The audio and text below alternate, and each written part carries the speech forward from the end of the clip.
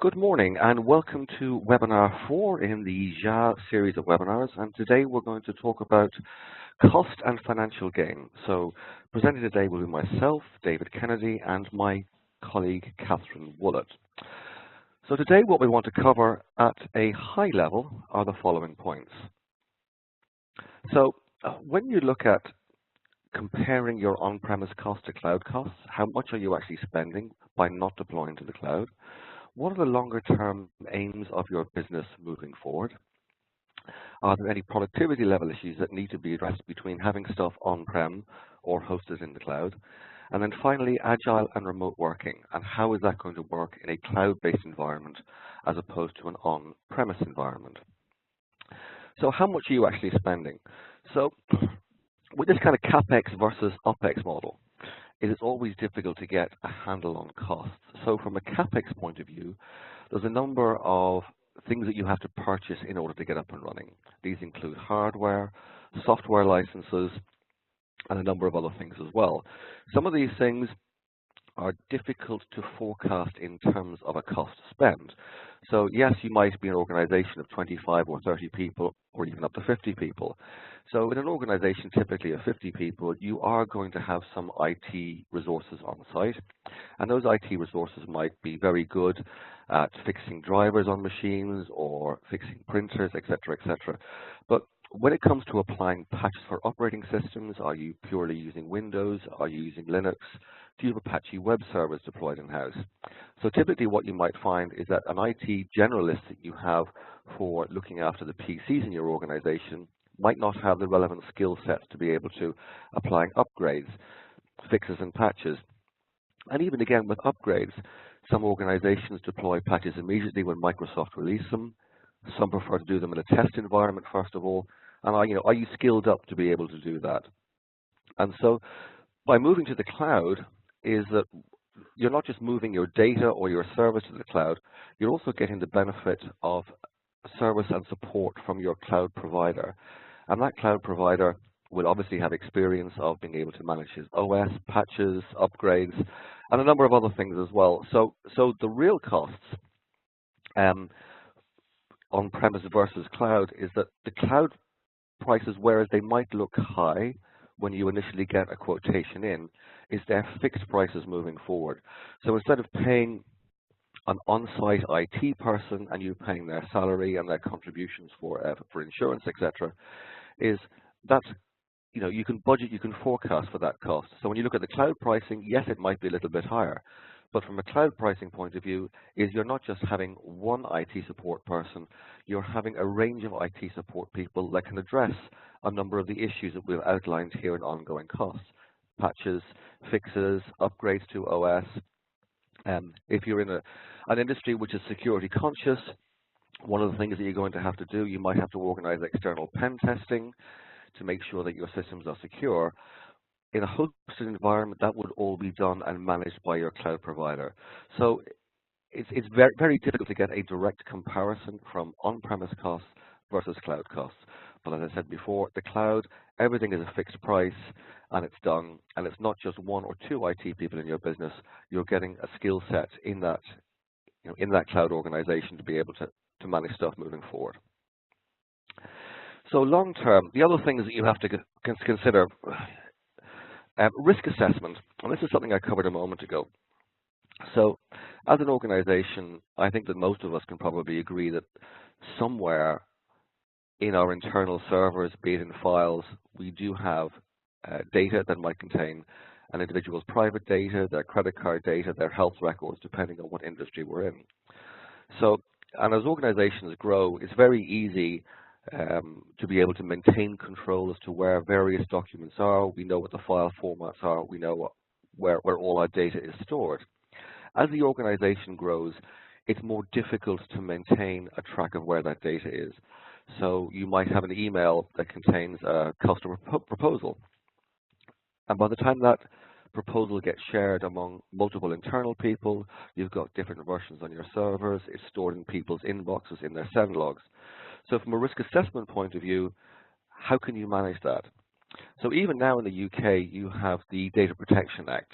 And even if you look at the ICO website, which is the Information Commissioner's Office website in the UK, there is an enforcement section, and on that enforcement section, you will find that there have been a number of breaches whereby organizations have been fined for, for data breaches. Now, yeah, you might think this will never happen to me, and a number of people do take this approach, but unfortunately, these days is that, you might think, well, we're a small organization, nobody's going to bother with us.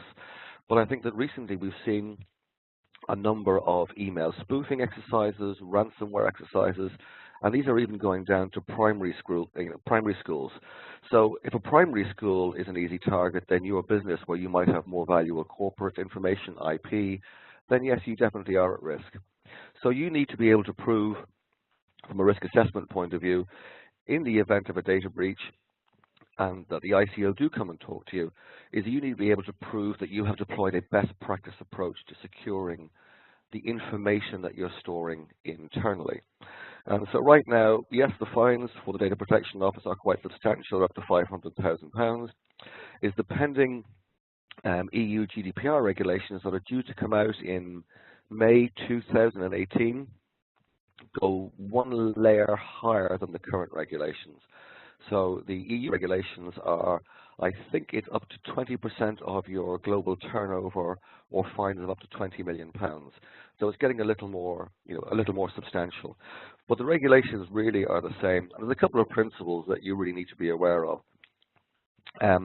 If you're sending stuff electronically, you have to be able to guarantee that nobody's personal information is sent unencrypted to third parties or even outside the EU.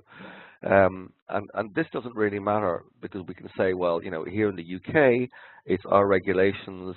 In a few years' time, after Brexit, we won't have to worry about it. But actually, the EU GDPR regulations kick in before any Brexit deal will happen. And also of a concern is, even after Brexit happens, is if you look at the regulations at the moment, is we can't export data outside the EU unless we can guarantee that the receiving country, or the country that you're sending the information to, has similar data protection laws in place for EU citizen data. So those regulations are still going to be very much the same after Brexit, whereby if the UK is a standalone entity, it is still going to have to comply with EU data protection laws. So it is something that we're all going to have to be aware of moving forward. And it's best not to leave things to the last minute, but to start looking at what you have to do now. Staffing costs, and we referred to this earlier in the CapEx versus OpEx model. It's easy to have one or two people employed in your organization to manage your IT, but staff unfortunately come and go on a regular basis, and you have to be able to plan accordingly for that. So if you only have one IT person in the organization, that person could be off sick, they could be on holiday, and so what happens if something inadvertent happens while they're away? So one of the advantages about moving to a cloud-based environment, as I mentioned before, the CapEx versus OpEx model, is that you aren't just hiring one person or one specialist. You're getting a range of specialists who can also talk about, Windows operating systems, and that's kind of more a managed IT type service. But this is available from most good reputable cloud providers. So staffing costs are always important, but the fact that you're not paying just for one person with a limited skill set, you're getting access typically to a team, is something that also should be considered. From an expansion and growth perspective, is none of us as company owners or as business managers want our business to stay static. We're all looking for growth. We're all looking for increased margin. And so it's how do we do that best with the current resources that we have. I think, if you look at your P&L, I think that one of the highest cost items on any P&L, or from a cash flow perspective, is in fact staff costs. And whereas it's easy to forecast, it's difficult to actually manage that cash flow. So, from a CapEx basis, you've acquired these assets, they're sitting on your books, and you can only write down the cost of that asset over a period of time. If you're moving stuff to the cloud, it becomes an OpEx model, so it's much more easily managed from a cash flow basis. So in the event of expansion, I think there are certain times of the year when all businesses are slightly bigger than they are in others. And so if you have, let's say, for example, you're selling Christmas hampers, So if you're selling Christmas hampers, typically speaking, from January to September might be a reasonably quiet period of time, and we would all like to think that from September through to well, men are shopping the day before Christmas Day, is that they're rushing around madly trying to find a last-minute present. So, I think as a business we have to be able to facilitate this immediate demand on our web services if we're selling stuff online. So, we are going to have these periods of growth or increased demand for our products or services where it's very difficult to forecast, and none of us want to really hire a fixed amount of resources for 10 months of the year when we only need temporary resources for 2 months of that. Disaster recovery and backup. Unfortunately, we all like to think, and I think if I could ask the question, how many people back up their mobile phone is a good example. I think that we lost our mobile phone, none of us would really be too bothered because it's only a piece of hardware. I think what we would really all be bothered by is our contacts that we have, carefully nurtured over the year, over a number of years. And so it's actually the loss of those contacts would be, the most important thing. And it's the same thing is if we have servers or equipment on site, if that server was unavailable due to a hardware failure, which is quite common, where's my data? I think that we all go in with the best, with the best will in the world to say, okay, we are going to back our machines up, we are going to do daily backups, we are going to do weekly backups. And so what are you backing it up to? Are you backing it up to the cloud? Are you backing it up to a CD? Are you backing it up to a tape drive? If you back it up to a CD, where are you leaving that CD? Is that CD stuck, as we have seen in many instances, left beside the server, left on the filing cabinet in the office? So if the office, went on fire, then all your backups are destroyed as well. If you're backing up to tape, is that tape stored on site? Is it stored off site? Are you using an authorized backup provider whereby all your data is taken off site and backed up? These things can be quite expensive, but it is a best practice to do. So in the event of something going wrong, yes, at least you can restore your data. So if you have internal servers, okay, your server has failed, fine, you get the server replaced, then you go to your backup and then you try and restore it. This all leads to downtime, and during that downtime, and as Catherine will cover in a few moments, there is a loss of productivity when that server is down, while you're rebuilding it and getting all your data back onto it again. This would very much come under the emergency situations, and I know it might be, some people might think of it as scaremongering, but it is a reality. It has happened. I think we can all say that we've had instances whereby our laptop or our desktop has stopped working, and a frustration in not being able to perform work as and when we need to.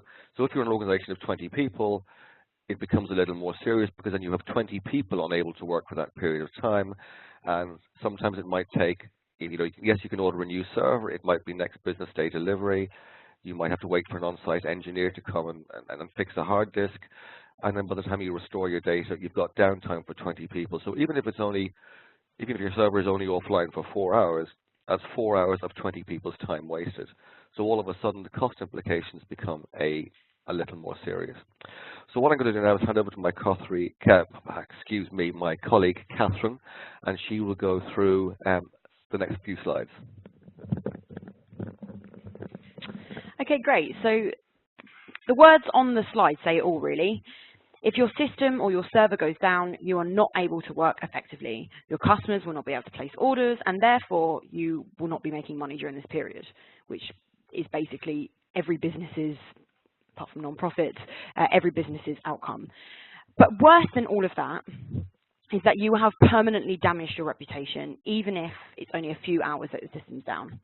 And this is why we need a full backup system and disaster recovery plan, and that's why they're so important. Okay, so this leads me straight on to remote working and agility. Again, it all comes down to productivity. So obviously there are a million reasons why staff may not be able to work in the office every day. You can't afford to have staff missing for simple reasons such as train strikes or children being ill, and missing out on work hours because of, I don't know, they're abroad. The list goes on. And working and if they're working from a client's office, you want them to be able to make sure that they are still able to access all their files, etc., etc. So you need to know that your staff can work from anywhere, but you need to make sure that they are working securely and that they can access it as long as they have an internet signal and as long as they have a device, a tablet, a laptop, etc. So obviously the benefits of this are insanely high from whatever angle you approach this. But referring to the previous slide, your productivity levels will decrease if you have staff missing days, which will obviously, as I covered in productivity levels, will mean that your business is no longer creating revenue and your reputation is being damaged. So that's, in a nutshell, that is basically why remote working and agility is so important to your business. So that leads us on to the end of today's slide. Thank you so much for downloading and listening. If you have any more questions, please don't hesitate to email either of us. Our emails are on the screen, or just give us a buzz. We're happy to answer any questions. So thank you very much for watching.